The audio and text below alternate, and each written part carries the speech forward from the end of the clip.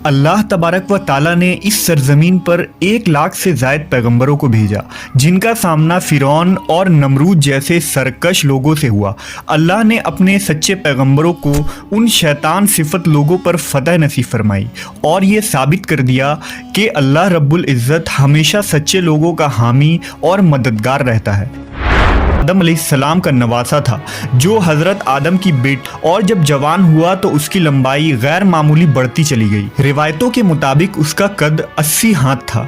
औज बिन अनक निहायत ही सरकश, काफिर और जाबिर शख्स था। बाज़ रिवायतों में आता है कि औज बिन अनक का ताल्लुक कौम आद से था। वो कौम आद पर अजाब के बाद बाकी बचने वाले लोगों में से एक था। चूंकि कौम आद जिस्मानी तौर से लंबे और देवहैकल लोग होते थे, इसलिए औज बिन अनक ने भी वैसी ही जिस्मानी बनावट पाई थी। हज़रत इब्ने उमर फरमाया करते थे कि औज बिन अनक इस कदर दराज कद था कि वो समुंदर के नीचे हाथ डालकर मछली पकड़ लेता और उसे सूरज के करीब करके भून कर खाता था। जब प्यास लगती तो वो बादलों को अपनी लाठी से हाँकता और बादलों से ही पानी पी लेता था। कहते हैं कि हज़रत नूह अलैहिस्सलाम के ज़माने में औज बिन अनक मौजूद था। जब हज़रत नूह अजीम तूफ़ान से कबल कश्ती तैयार कर रहे थे तो आपको कश्ती बनाने के लिए सागवान की लकड़ी की ज़रूरत पड़ी, मगर उस लकड़ी को उठाकर लाना मुमकिन न था। लिहाजा औज ने आपकी मदद की और वो उन लकड़ियों को मुल्क शाम से उठाकर लाया। लिहाजा अल्लाह ने उसके इस अमल से खुश होकर उसे गर्क होने से निजात दे दी।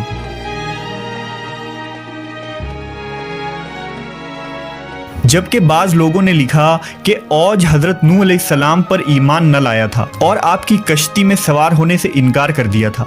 इसके बावजूद वो इस सैलाब से बच निकला, क्योंकि तूफ़ान नूह के वक्त पानी सिर्फ उसके कमर तक आती थी। मगर बाज़ उलमा ने इस बात की सख्त तरदीद की है, क्योंकि कुरान की आयतों के मुताबिक तूफ़ान नूह के बाद हज़रत नूह की कश्ती में सवार होने वाले अहले ईमान के सिवा कोई शख्स भी ज़मीन पर बाकी न बचा था। इस मौजू पर इमाम सुयूती ने अल औज फ़ी खबर औज नाम से एक रिसाला लिखा है, जिसमें उन्होंने औज बिन अनक की शख्सियत के मुतालिक बहुत कुछ तहरीर फरमाया है। रिवायतों के मुताबिक गैर मामूली कद्दो कामत के साथ औज बिन अनक ने लंबी उम्र भी पाई थी। उसकी उम्र 3600 साल थी। वो हज़रत आदम अलैहिस्सलाम के ज़माने से हज़रत मूसा अलैहिस्सलाम के दौर तक जिंदा रहा और फिर हज़रत मूसा अलैहिस्सलाम ने उस सरकश शख्स को कत्ल किया।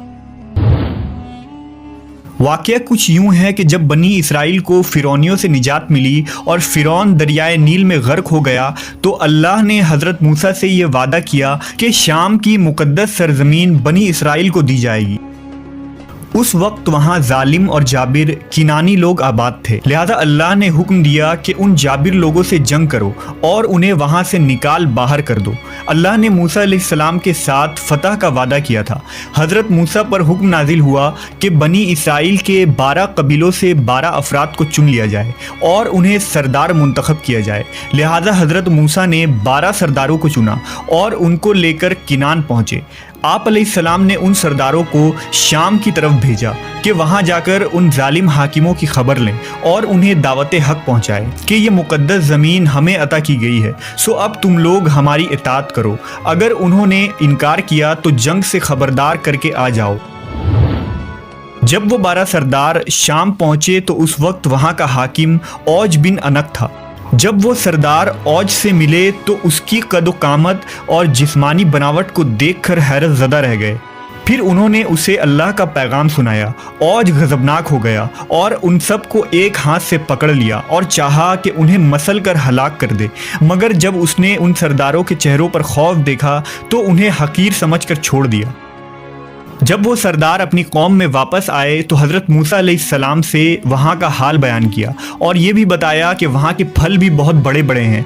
अनार का सिर्फ एक दाना एक आदमी का पेट भरने के लिए काफ़ी है। इस पर हज़रत मूसा अलैहिस्सलाम ने उन तमाम सरदारों से कहा कि तुम कौम के पास मुल्क के शाम की खूबियाँ बयान करना और दुश्मन की ताकत व क़ुव्वत बयान न करना। लेकिन पैगम्बर खुदा के इस हुक्म पर सिर्फ 2 अफराद यानी हज़रत यूशा बिन नून और कालूद बिन क़दादा ही कायम रह सके। बाकी तमाम सरदारों ने मुल्क शाम में बसने वाले अफराद की ताकत व क़ुव्वत का हाल कौम बनी इसराइल को सुना दिया, जिस पर बनी इसराइल ने चाहा कि वो जिहाद में ना जाएं। हज़रत मूसा अलैहिस्सलाम ने उन्हें समझाया कि ए लोगो, तुम मत घबराओ कि मेरे साथ अल्लाह ने वादा नुसरत फरमाया है कि मैं तुम्हें उन काफिरों पर फतह दूंगा। दूसरी तरफ बनी इसराइल ने हज़रत मूसा से कहा, ए मूसा, वहाँ बेशक एक ज़बरदस्त कौम है, हम वहाँ हरगिज़ नहीं जाएंगे यहाँ तक कि वो वहाँ से निकल जाएं। यूशा बिन नून और कालूद बिन कतादा ने भी अपनी कौम को तरगीब दी कि वो अल्लाह पर यकीन रखें और हमला करें। इस पर वो कहने लगे कि ए मूसा, तू और तेरा रब दोनों जाकर उनसे लड़ो, हम तो यहीं बैठे रहेंगे। बस अल्लाह ने कौम बनी इसराइल की इस नाफरमानी के सबब 40 साल तक मुल्क शाम की सरजमीन उन पर हराम कर दी और ये कौम जंगलों में फिरती रही। रिवायतों के मुताबिक अपनी कौम की नाफरमानी के बाद हज़रत मूसा अलैहिस्सलाम खुद ही औज बिन अनक के खात्मे के लिए रवाना हुए।